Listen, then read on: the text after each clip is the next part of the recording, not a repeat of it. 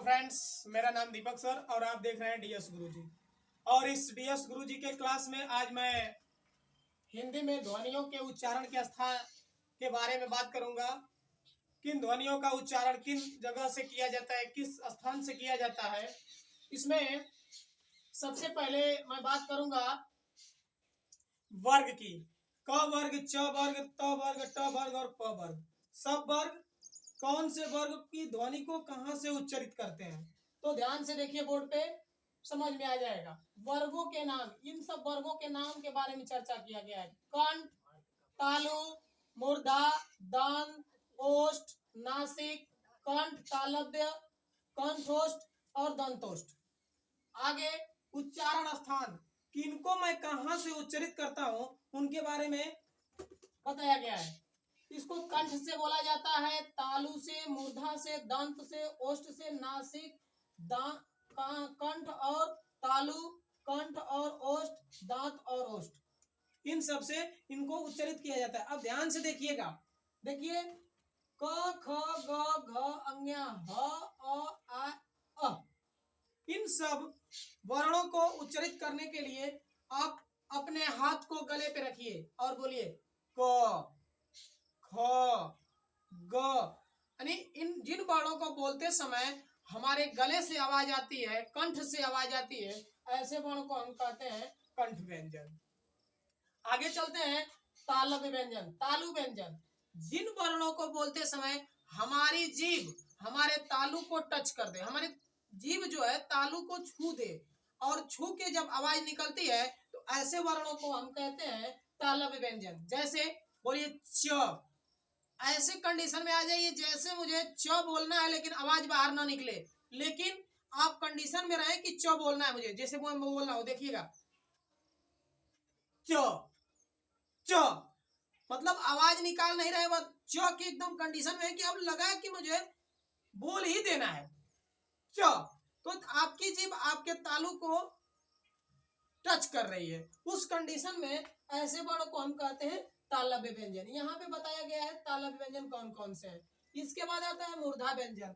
जिन वर्णों को बोलते समय हमारी जीभ का जो अगला नोक है, जो आगे की जो जीभ होती है, जीभ का जो पतला सा भाग सामने वाला होता है, वो हल्का सा मुड़ जाए, और जब मुड़ जाए तो आप जान लीजिए कि ऐसे व्यंजन जब हमारी जीभ मुड़ेगी तो उस कंडीशन में मूर्धा व्यंजन होगा। जैसे आप बोलिए ट, ट के कंडीशन में रहिए, बट ट बोलिए मत। ट के कंडीशन में रहिए कि मैं ट बोलने जा रहा हूं, बस बाहर आवाज निकालने की जरूरत है, लेकिन बाहर निकले ना। ट, ठ, ड, इस कंडीशन में हम बोलने की कंडीशन में है लेकिन बोल नहीं सकते हैं। तो जब कंडीशन हमारा बोलने का हो और उस समय आप ध्यान दीजिए, अपने दिमाग को ले जाइए अपने जीभ के पास कि मेरा जीभ किस कंडीशन में है, तो जीभ हल्का सा मुड़ी हुई महसूस होती है, और जब मुड़ी हुई महसूस होगी तो उस कंडीशन में ऐसे व्यंजन को हम कह सकते हैं कि यह मूर्धा व्यंजन है।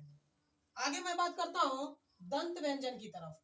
दंत व्यंजन ऐसे व्यंजन जिनको बोलते समय हमारी जीभ हमारे दांत को धक्का दे दे, जैसे लगे कि हमारा दांत ना हो तो जीभ बाहर निकल जाएगी। इस कंडीशन में चेक करके देखिएगा, बोलिए त, त के कंडीशन में आइए लेकिन बोलिए मत त, त, तो आपकी जो जीभ है आपके दांत को ऐसे दबाव दे रही है, धक्का दे रही है, और उस कंडीशन में अगर दांत ना होता तो जीभ बाहर चली जाती। तो जब दांत पे जीभ हमारी धक्का दे यानी दबाव दे, उस कंडीशन में यहाँ पे व्यंजन बनेगा दंत व्यंजन। आगे दंत व्यंजन यहाँ पे बताया गया है कौन कौन से दंत व्यंजन है। आगे चलते हैं ओष्ठ व्यंजन। ओष्ठ व्यंजन क्या होता है? ऐसे व्यंजन जिनको बोलते समय हमारे दोनों होठ आपस में एक बार चिपक जाए और एक बार खुल जाए। जैसे देखिए, बोलिएगा प, प बोलते समय हमारी जीभ हमारे जो दांत है, दांत से ऊपर जो ये होठ है, ये दोनों होठ एक बार ऐसे चिपक रहा है फिर खुल रहा है, चिपक रहा है खुल रहा है। इस कंडीशन में जब हमारे दोनों होठ एक बार चिपक जाए और एक बार खुल जाए, उस कंडीशन में हम कहते हैं कि ऐसे व्यंजन को ओष्ठ व्यंजन कहा जाता है।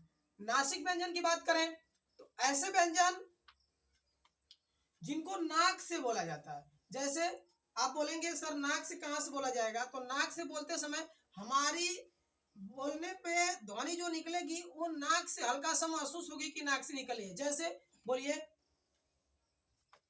अन्या, इया, ड़, न और म, इन सभी वर्णों को हम कहते हैं नासिक व्यंजन। इनको बोलते समय आप महसूस करिएगा अन्या, अन्या बोला है, न्या शब्द आ रहा है, उस कंडीशन में ये हो गया नासिक व्यंजन।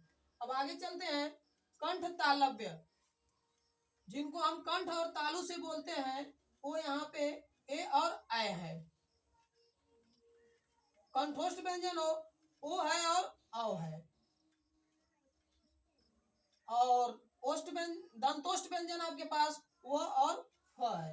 इस कंडीशन में आपको ये चार्ट पेपर अपने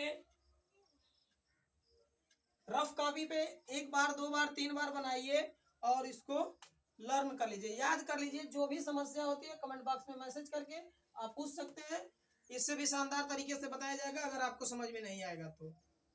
धन्यवाद।